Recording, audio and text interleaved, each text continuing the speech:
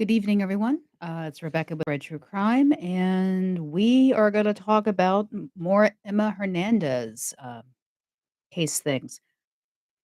So, let me say this. If you are new to the channel, welcome. This is a true crime channel. We talk about all things true crime, current, historical, policy, all that stuff. And if you like it, subscribe, share, like, comment, all that, all the things that you are supposed to do when you like what somebody has to say. And if you've been here before, welcome back. Thanks for the support. And if you've not subscribed, please do so because again, I do talk about a lot of missing people cases and like this is one we're about to talk about. And if you share, algorithm picks up on it and it gets out to other people and it might get to somebody who might actually know something. So let's get into this.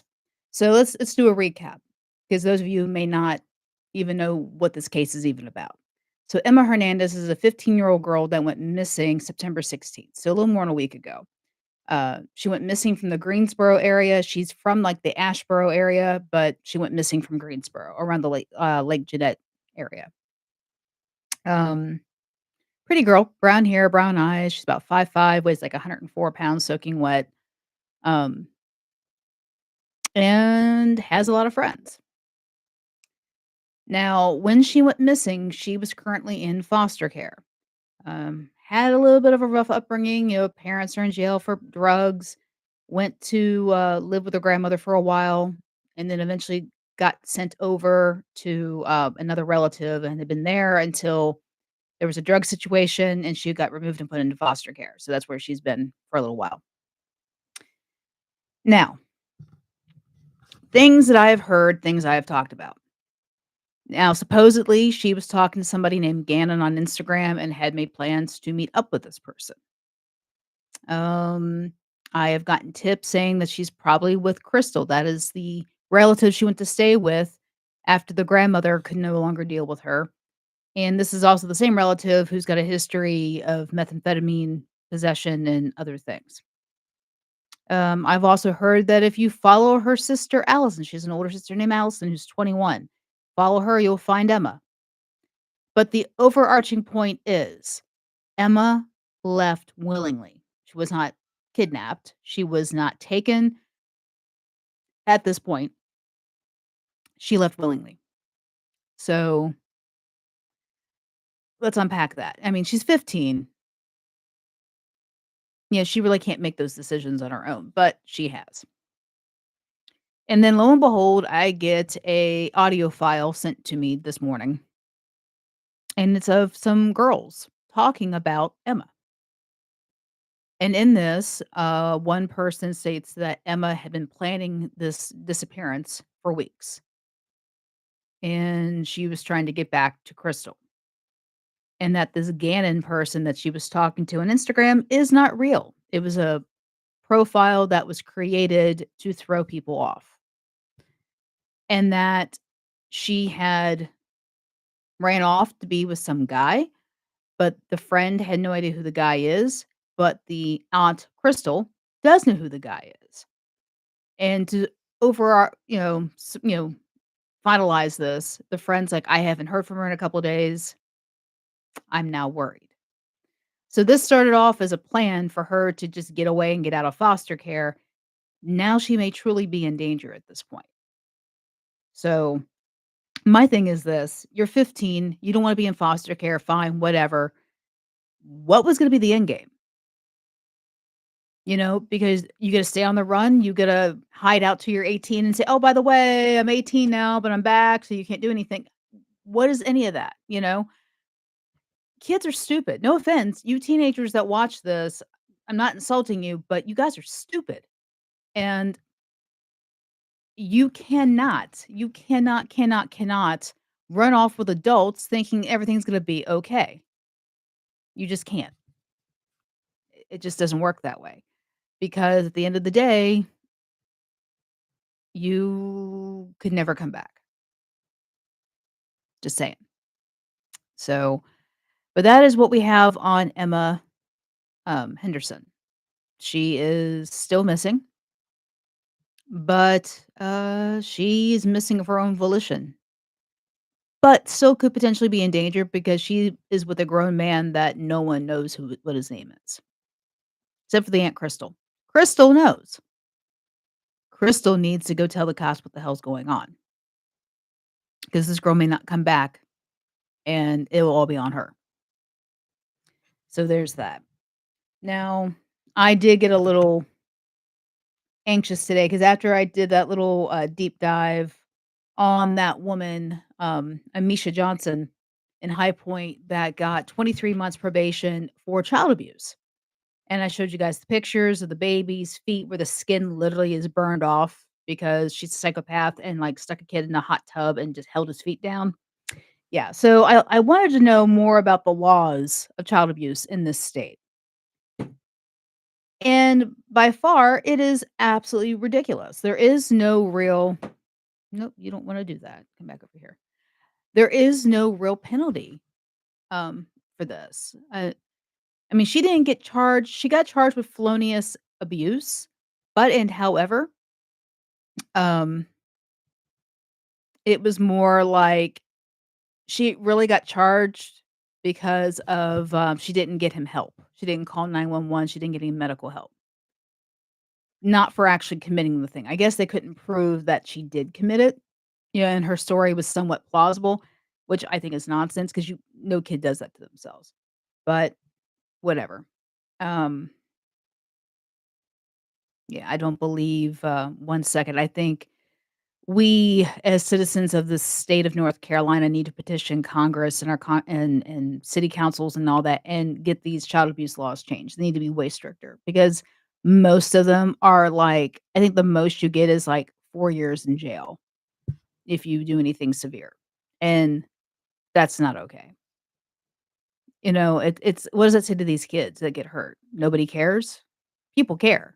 I mean, it's insane. It's absolutely insane. And then we've got the, Puff Daddy sentencing coming up. That's coming up very soon. I wanna say, like, October 3rd maybe, but let me double check that. 'Cause I know it was supposed to happen, like, early October. Come on, Google, don't let me down. Let's see. P. Diddy sentence.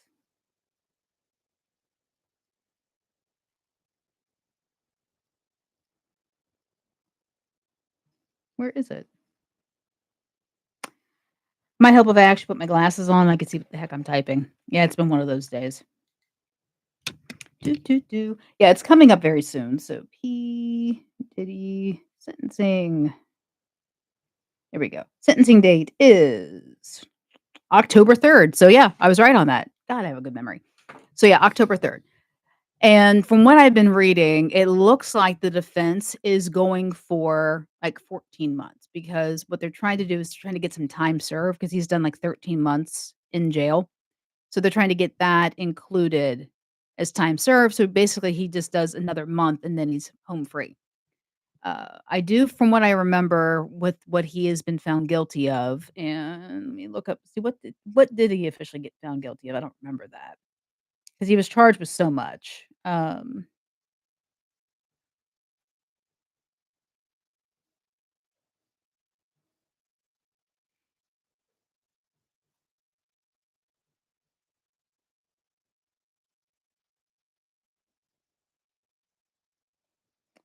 Doo. Let's see here. He got found guilty of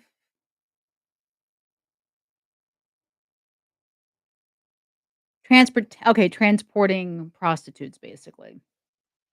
So that's what he got found guilty of. 2 counts.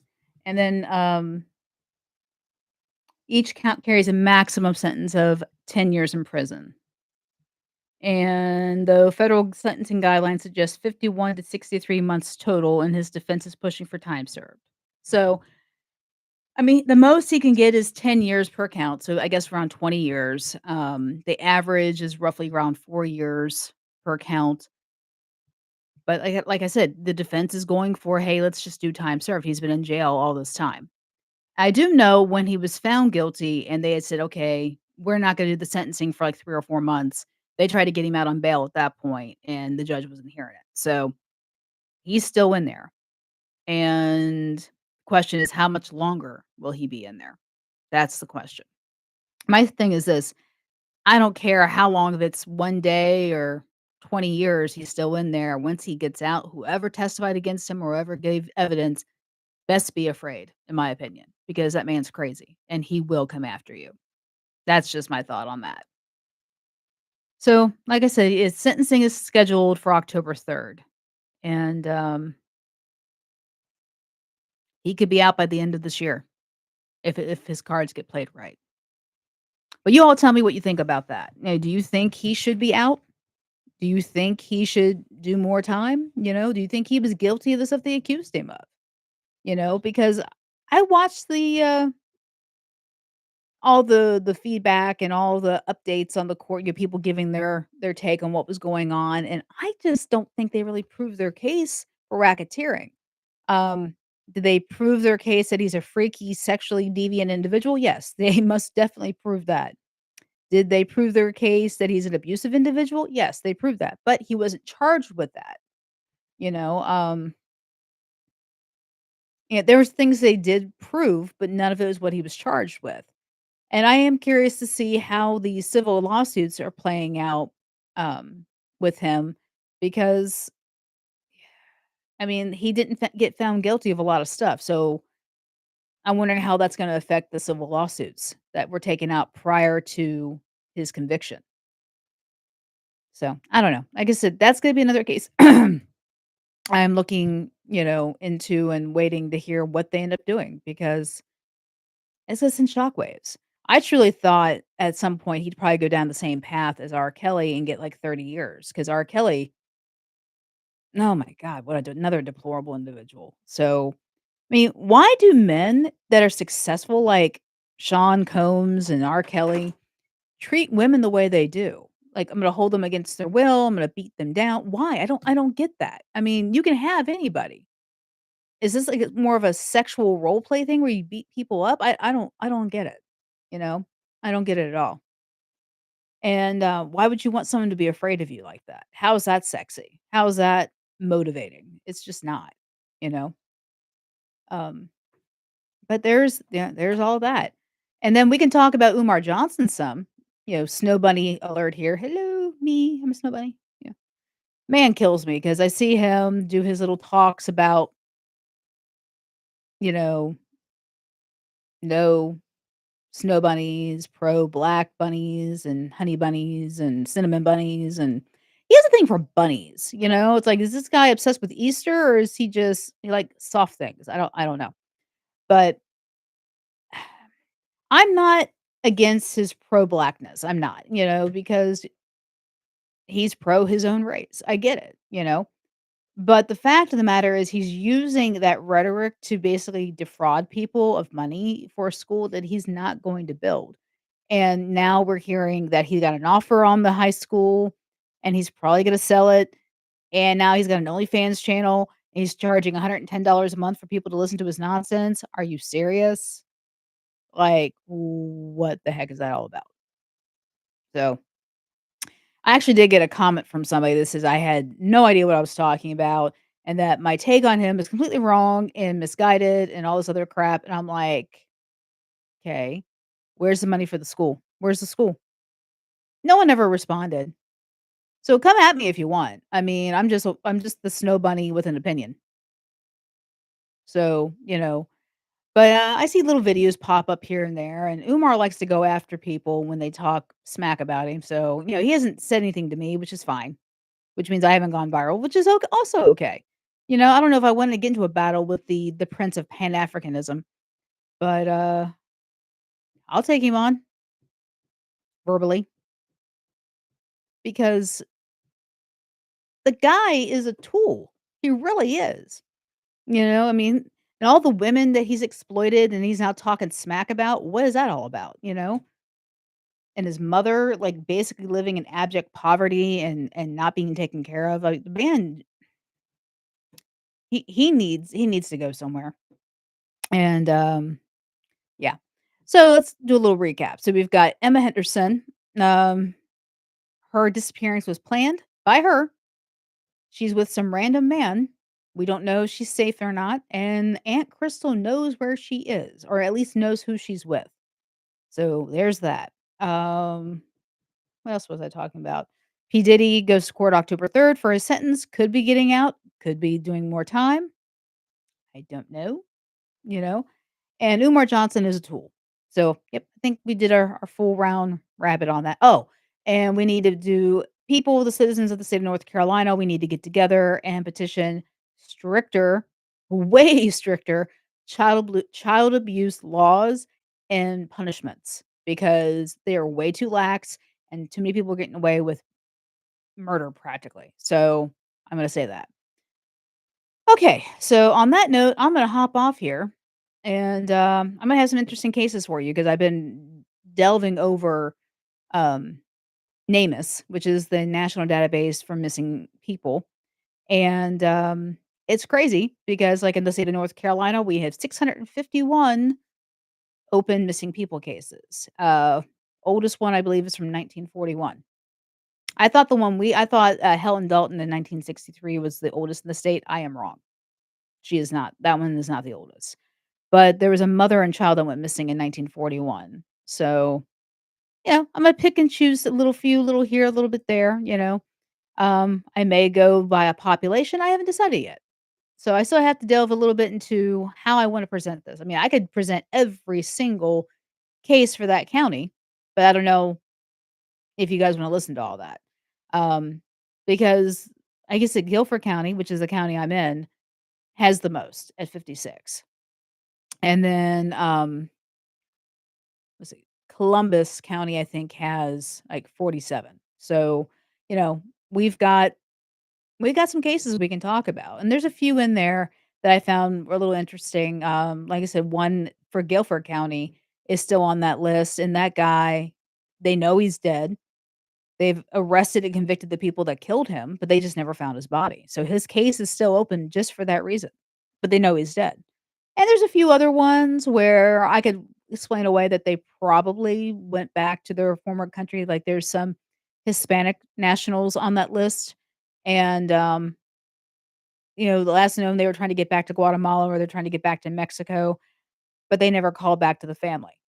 I don't know. Like I said, and you've got a couple on there where people just left. They're like, "Deuces, I'm out because I just don't want to deal with my family anymore." And you do have those situations. We had a recent one, oh god, maybe 6, 7 months ago. There was a young woman who had left Ohio and had come down here, and family didn't know where the heck she was. Now she did get, pulled over in Pennsylvania, and, they knew about the missing person case and everything because it was just everywhere. And the state trooper had talked to her and just told him, like, "Take it down, she's fine," and the family was mad because, they were like, "Look, this is a personal family matter, like, we can't tell you what she said to us," but she was alone, she was not in distress, she was not mentally incompetent. If she doesn't wanna talk to you, that's her business because she's an adult, and this is what happens. And I remember the family made the comment, "She's missing until we see her ourselves," and it's like, ugh, doesn't work like that, but, it is what it is. So, like I said, people go missing. Sometimes they go missing of their own volition and they don't want to talk to anybody anymore. And sometimes they don't, or you hear about cases where mom packed a bag and took off, abandoned her kids, a husband, and then goes across the country and marries somebody else and has a whole new family. And you don't find out what happened to them until they die. These things happen. Don't agree with it, but these things happen. It's crazy what happens with these missing people cases. So I'm gonna go through the list. I'm gonna talk about a few. I might do a whole county because there's some counties with like 2 cases, 1 case. The bigger ones, like Wake County and Mecklenburg County, they have 38 and 39 apiece. We have 56. So you have some that have around 30. You know, I may not do all of those, but I don't know. I haven't decided yet. So be on the lookout for those. I might just do profiles of the more intriguing ones. I don't know. But I will let you know when I figure it out. All right. So this is Rebecca with Red True Crime. I'm gonna hop off here. You guys have a wonderful weekend and a wonderful night. And keep your eyes peeled for Emma not Henderson, because she's out there somewhere, and she's a kid, and she needs to get home around adults and deprogrammed. So, God help this kid. So, as I always say, be weird, be rude, be safe, and, love your children. Be careful who you leave them with. You don't want them burning their feet off like that woman did. It's insane. And, mm-mm, not cool. So, again, this is Rebecca with Red True Crime. I'm out. You guys have a great night. Bye.